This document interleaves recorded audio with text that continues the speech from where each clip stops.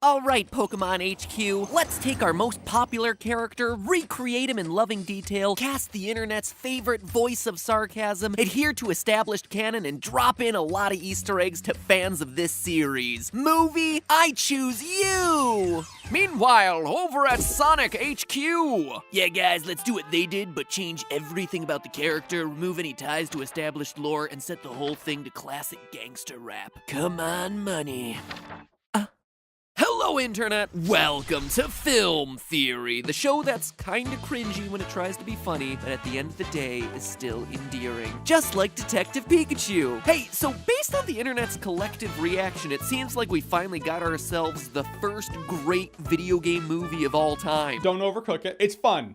It's good. It's enjoyable. It's about as good as a live-action Pokemon film could be. I'd probably say it's the first watchable video game movie. Okay, dialing back the praise here, the first watchable video game movie of all time. Now, in all honesty, I saw it last night and I have to agree, it was just a lot of fun. Nothing groundbreaking, but it was just a really enjoyable movie to watch. And as an experience, it confirmed a lot of things for me. Ryan Reynolds, still funny. Pikachu, still adorable.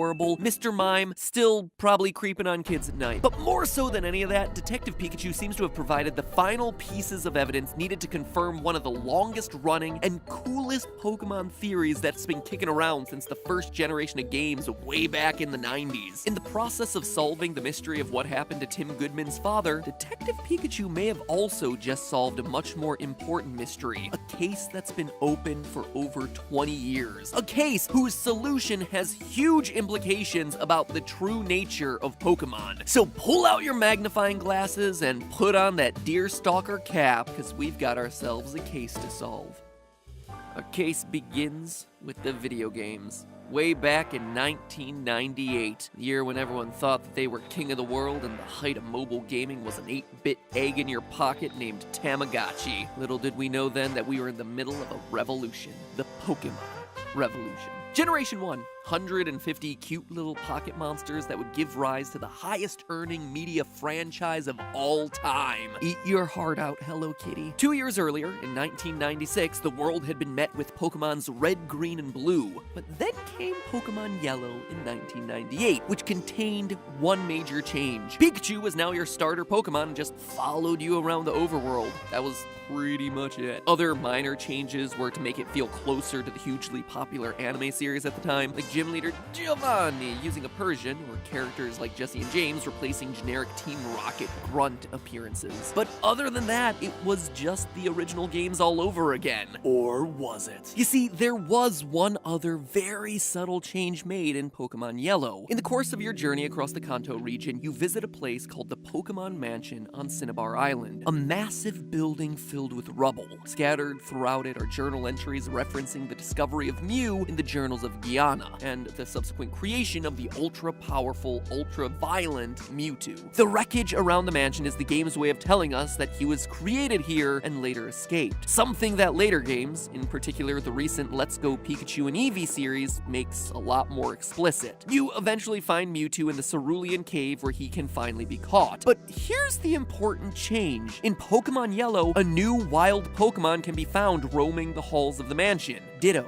the transform Pokemon, a little blob of purple goo unique for its ability to shapeshift using DNA. As his Pokedex entry says, capable of copying an enemy's genetic code to instantly transform itself into a duplicate of the enemy. Seems like it's just a minor shift in spawn locations, right? Maybe. It seemed to many to be more than just a coincidence that a genetically based Pokemon would appear in an area where Mewtwo was being created using genetic experimentation. Perhaps there was a way that Ditto was connected to both Mew and Mewtwo.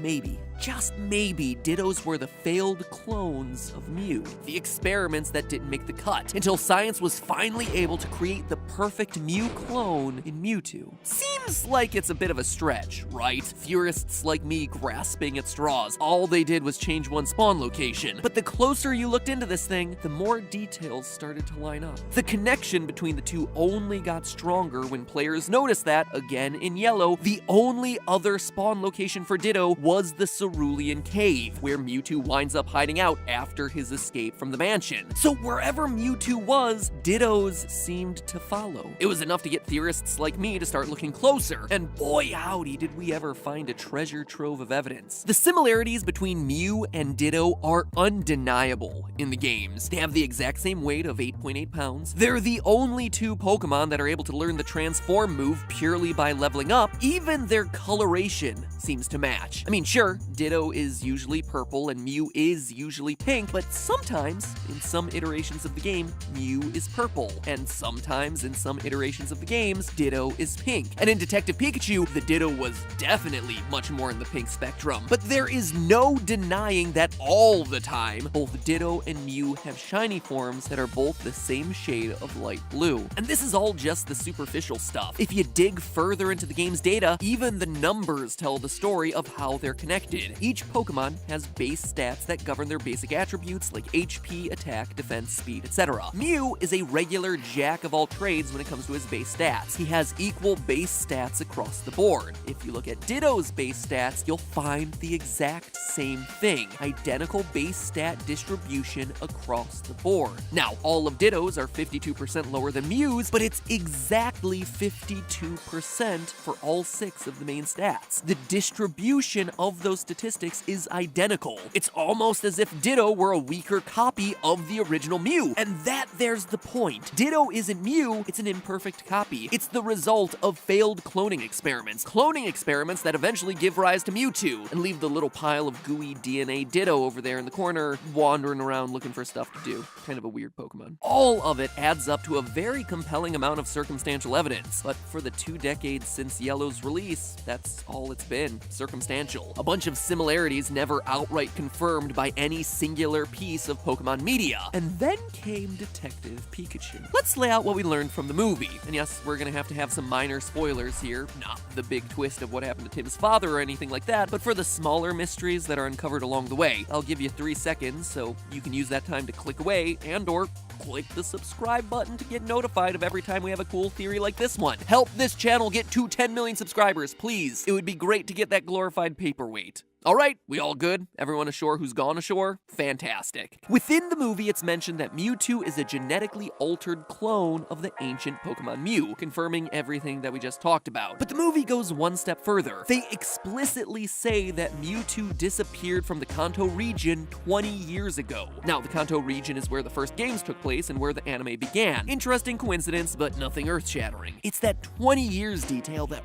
really matters. You see, Detective Pikachu is coming out just over 20 years after the release of the Generation 1 games, and exactly 20 years after the release of Pokemon Mewtwo Strikes Back, the first ever Pokemon movie which was all about, you guessed it, Mewtwo's escape. It's all connected, and that's not even speculation. It is something outright confirmed by the screenwriters in an interview they did with Polygon. Quote, "The implication, which the screenwriters confirmed to Polygon, is that this is the same Mewtwo from the canon universe." End quote. I mean, I gotta quibble with them saying the canon universe because it's like, which canon universe are you talking about? But hey, I will take it. So we have an established and confirmed canonical connection between Detective Pikachu and the wider Pokemon franchise. Cool. But the writers went on in another interview, this time with Screen Rant, to confirm that they were aware of the Ditto Mew theories when working on the project. Quote again, "So we went into the history of Ditto. We looked at all of those things and we kind of wanted to leave it up to the audience of people that are more familiar with the story. We didn't necessarily feel that we wanted to go too much into that, but all of those things are a factor, and I think the deep origin of Ditto is a provocative question that we wanted to hint at. Because of the interaction with Mewtwo's genetic material, it did seem like there was a sensible connection between Mewtwo and the Ditto. So we have writers who've been approved to work within the official canon who were also aware of the possible connection between Ditto and Mew. So now the question is, how does that actually actually translate to what we see on screen? Well, in the movie, we see Ditto playing a pivotal role. By the end of the film, it's revealed that Howard Clifford, the founder of Rhyme City, is our true villain, a man who's out to hijack Mewtwo's mind so he can gain the psychic Pokemon's powers for himself. In order to do this, he uses his partner Pokemon Ditto. But this isn't any ordinary Ditto. You see, Howard's Ditto has the ability to transform at will, and in the film's climax, we see him do exactly that. He transforms into a Machamp to beat up Tim, then transforming into a Cubone to give him a few knuckle taps to knock him off a building, and later transforming into a raging Charizard. Heck, his Ditto can even transform into humans, which is a whole other discussion for another day. All of these behaviors, though, directly conflict with what we know about a normal Ditto's abilities. We're told repeatedly throughout the animes and video games that Ditto can only copy things it sees. In gameplay terms, this means that Ditto can't just transform into any random Pokemon, it always has to copy whatever enemy it's facing. But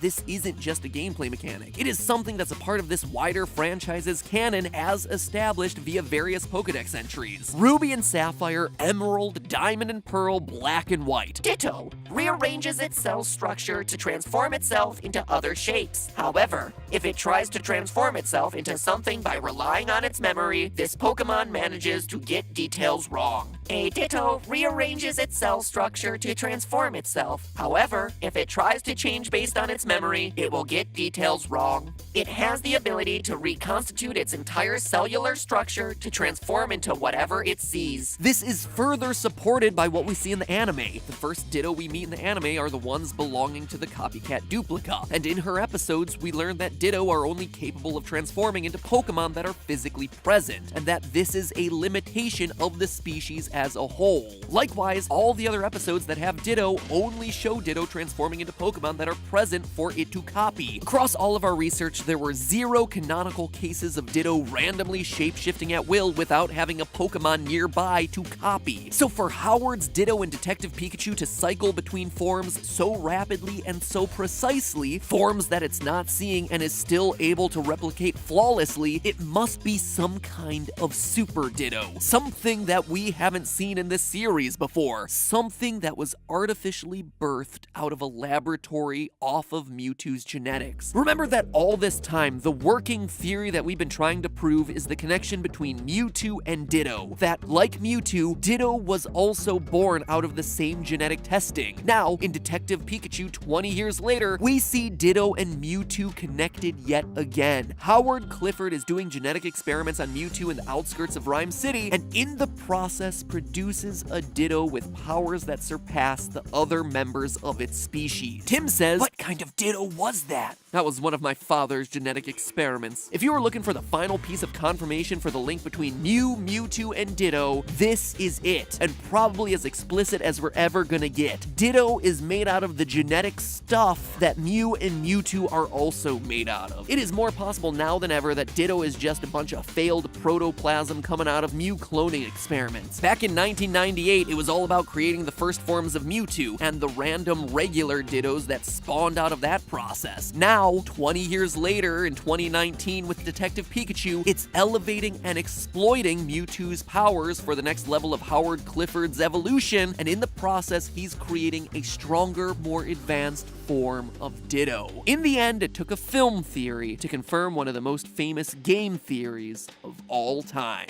But hey, that's just a theory. A multimedia cross-platform theory. And if you want to see more on Detective Pikachu, check out my film theory on why Detective Pikachu himself might actually be Ash's Pikachu. The movie doesn't outright deconfirm it, and heck, he really likes riding on Tim's shoulders the whole time. Or hop on over to my other channel, Game Theory, for some more Pokemon excitement. I have over 20 episodes theorizing everything from how geography affects evolution in the Pokemon series to dead Pokemon and what happened to them. Heck, this last weekend I actually did one exposing the true story behind one of the mysterious ghost girls that haunts the Pokemon games. In fact, I'm gonna link to the whole Pokemon playlist right here so you can just binge watch Pokemon theories to your heart's content. So now, if you'll excuse me, I gotta go catch them all. Catch all the other big release movies that hit in like a 1-month span. There's a lot to watch that I have to get through, so I need to run back to the theater now that this episode's done. Hopefully it produces some good theories.